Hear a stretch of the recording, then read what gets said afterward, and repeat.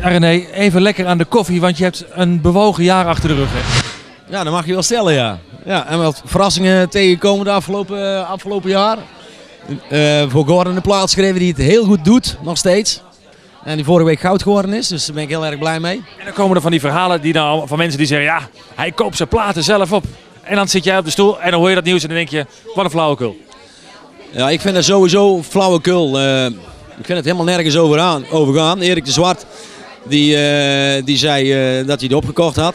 Maar als je nou die top 40 lijst hebt, als er iemand die top 40 lijst manipuleert, is het Erik de Zwart wel.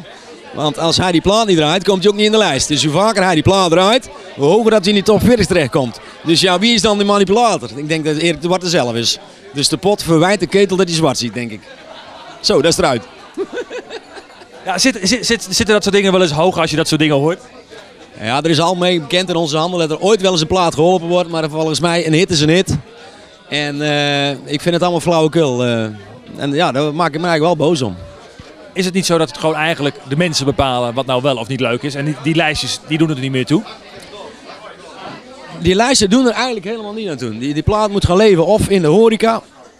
Nou, zo'n plaat van Gordon die wordt helemaal plat gedraaid in de horeca. Want iedereen die danst er graag op.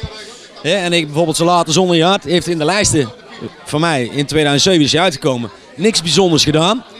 Maar dan zie je dat toch dat ontstaat in de kroeg. En dat is gewoon niet te stoppen. Een echte hit is een hit.